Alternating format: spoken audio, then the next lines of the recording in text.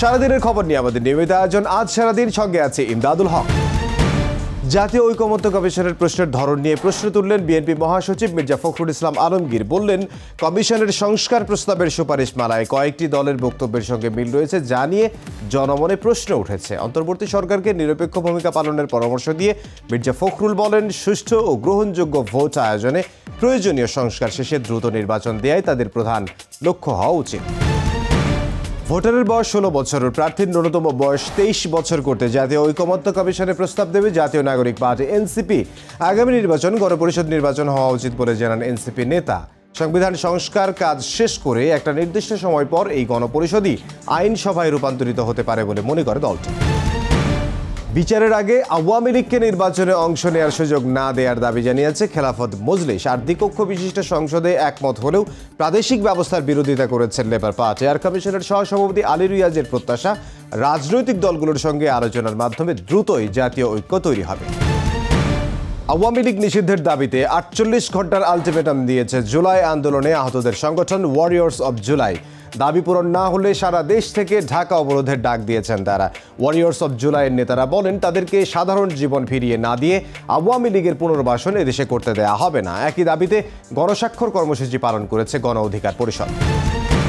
One house one media, একটি company শুধু একটি গণমাধ্যমের মালিক হতে পারবে বলে প্রস্তাব করেছে গণমাধ্যম সংস্কার কমিশন। একই সঙ্গে সাংবাদিকদের নিরাপত্তায় সুরক্ষা আইনেরও সুপারিশ করা হয়। গণমাধ্যম সংস্কার কমিশনের প্রধান বলেন, আওয়ামী আমলে জনস্বার্থে নয়, রাজনৈতিক পরিচয়ে গণমাধ্যমের মালিকানা দেওয়া হয়েছে। এছাড়াও গণমাধ্যমে কালো টাকা ঢুকেছে বলেও জানান তিনি।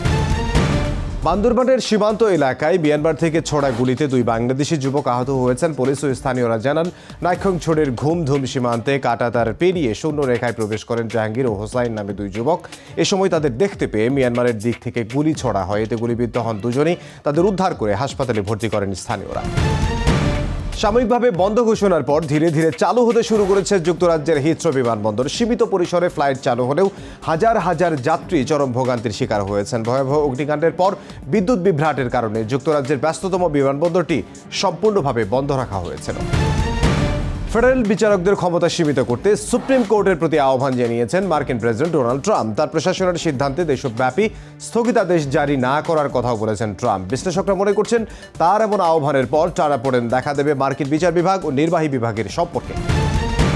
ভয় দেখিয়ে কিছুই আদায় করা যাবে না বলে যুক্তরাষ্ট্রকে কঠোর বার্তা দিলেন ইরানের সর্বোচ্চ নেতা আয়াতুল্লাহ খামেনি। বলেন, তেহরানের বিরুদ্ধে হুমকির ভাষা নয়, কূটনীতিই হতে পারে একমাত্র পথ। একই সঙ্গে ইরানের বিরুদ্ধে শত্রুরা কোনো পদক্ষেপ নিলে এর পরিণতি ভয়াবহ হবে বলে হুঁশিয়ারি উচ্চারণ করেন খামেনি। এদিকে ইরানের পর এবার চীনের তেল শোধনাগারে নিষেধাজ্ঞা আরোপ করেছে যুক্তরাষ্ট্র। এই সিদ্ধান্তকে বেআইনি উল্লেখ করে এর তীব্র নিন্দা জানিয়েছে বেইজিং। মেসি মার্তিনেজ দিবালাকে ছাড়াই শক্তিশালী ইউরুগুয়েকে হারালো আর্জেন্টিনা। বিশ্বকাপ বাছাই পর্বের ম্যাচে আগাশে নীলরা জয় পেয়েছে 1-0 ব্যবধানে। জয়সূচক গোলটি এসেছে থিয়াগো আলমাদার পা থেকে। 13 ম্যাচে 28 পয়েন্ট নিয়ে কনমেবল অঞ্চলের শীর্ষে আর্জেন্টিনা। এই ছিল আজ সারাদিনে। দেখা হবে আগামীকাল।